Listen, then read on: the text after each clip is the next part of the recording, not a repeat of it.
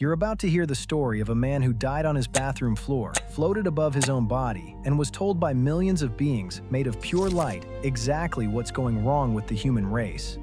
What researchers call a near-death experience led to the most unbelievable part of the story.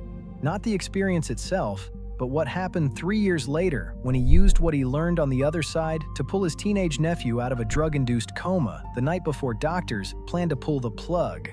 His name is Jeff Cleckley. Before you write this off as another feel-good spiritual story, you need to understand something about the man telling it. Jeff isn't a mystic or guru. He's a former military veteran who jumped out of planes for a living. He's the kind of person who, when everything goes sideways, sizes up the situation and figures out what to do next. That instinct matters more than you can imagine in this story, because when Jeff found himself standing in another realm, face to face with three glowing beings of light, the first thing he did was assess his situation and start negotiating. But before you can understand what happened in that realm, you need to understand what the universe did to Jeff Cleckley before it took him there. It didn't just tap him on the shoulder, it broke him down, piece by piece, until there was almost nothing left. It started with his back. Years of military jumps had destroyed his spine, and by December of 2012, his body finally gave out. He couldn't walk, he couldn't work. The VA put him on prescription opioid pain medication to manage the pain, and that's when the dominoes started falling. His short-term disability ran out. He lost his job. As if that wasn't already enough for one person to carry, he caught pneumonia. He fought through it, barely recovered. Then he contracted MRSA, a bacterial infection so vicious that his doctor looked him dead in the eyes and told him the antibiotic they were using was their last option. If it didn't work, Jeff was going to die. Even after the antibiotics did their job, they still had to cut him open to clean out the rest of the infection. You need to sit with that for a second. In just a few months, this man lost his career, his mobility, his income, and nearly his life twice. Through every single day of it, he had a 4-year-old son at home who needed his father. Here's where everything changes. One night after surviving the MRSA, Jeff is at home managing his pain. He's on opioids. The pain is the kind that makes it hard to think straight, hard to keep track of what you've already taken and what you haven't. Without realizing how much was already in his system, he takes more. His stomach turns. He drags himself to the bathroom.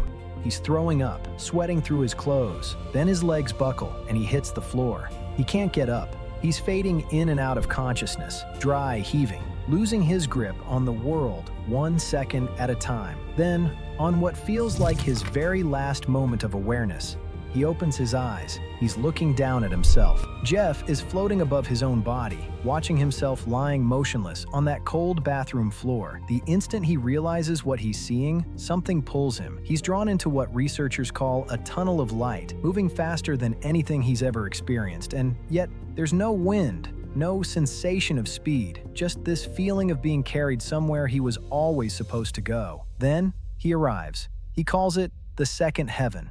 Try to picture this. There are no walls, no sky, no stars, just a vast, dark backdrop, like deep space with no light in it. Illuminated within that endless darkness are beings made entirely of light. 3 of them are waiting for him. The moment Jeff arrives, he's hit with something he has no earthly words for. A love unlike anything you've ever felt or could even imagine feeling. Not the love of a parent, not romantic love, not the love of your closest friend. Something far older than all of that. Something so complete, so total, that every worry Jeff ever carried, every fear, every attachment to the life he just left, all of it begins to dissolve. His job, his pain, his debts, his regrets, gone. Like setting down a 100-pound rucksack you forgot you were even wearing. Everything disappears from his mind, except one thing: his 4-year-old son. That single thought stays lodged in his heart as the beings draw close. What begins next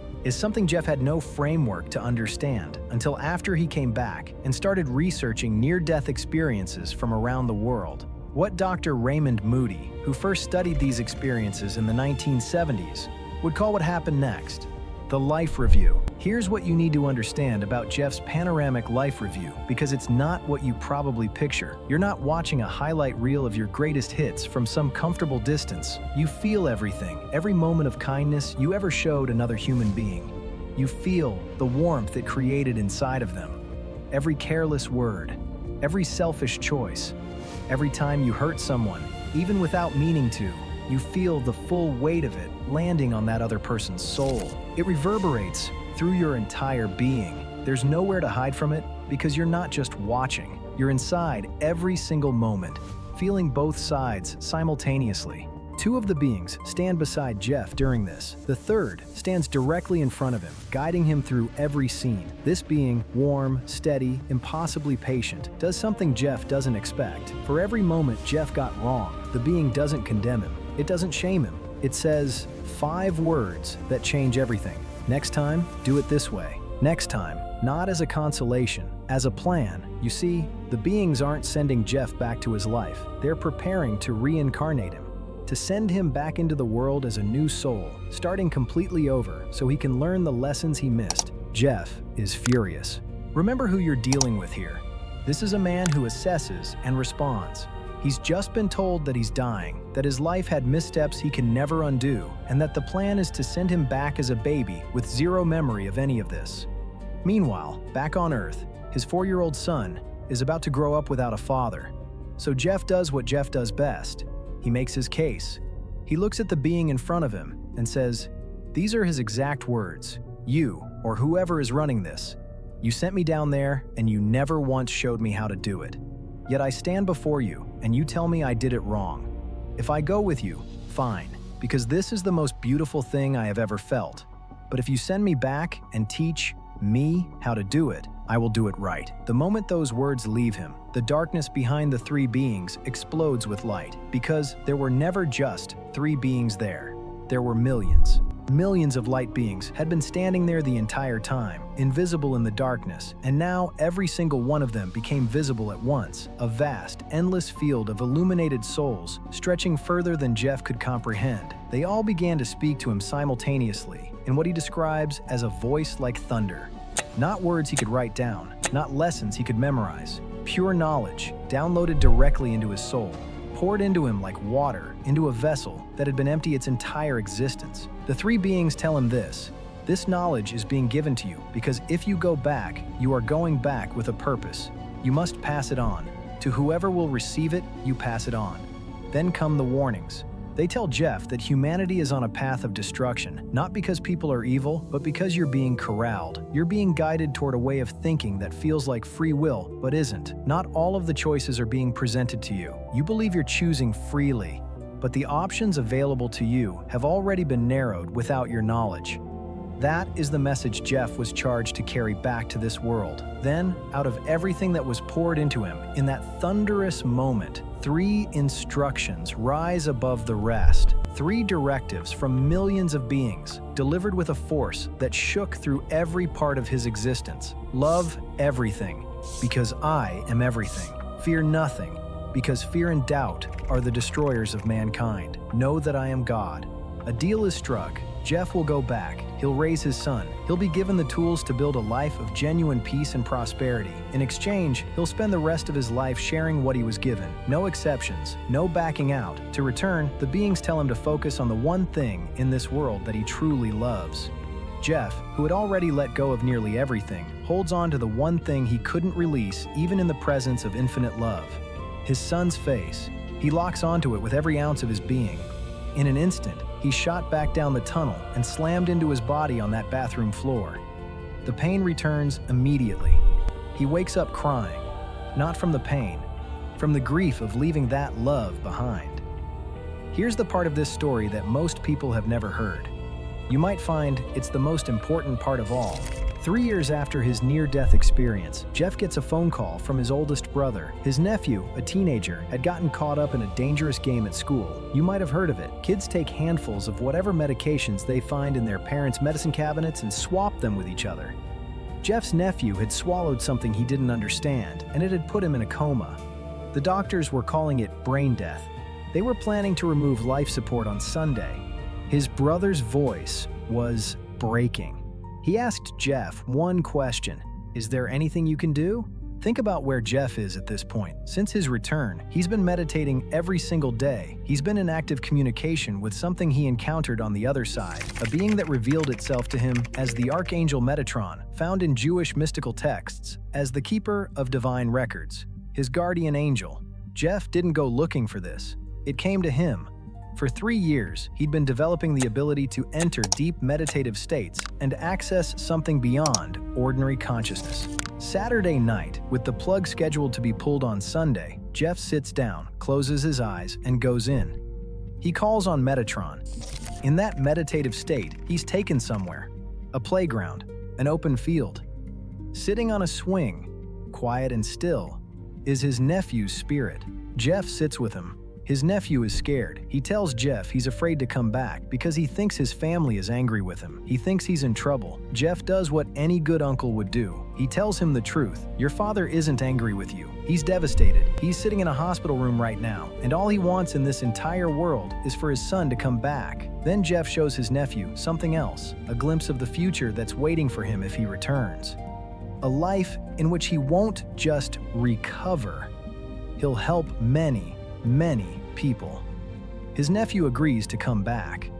But before Jeff leaves, the boy says something that stops everything cold.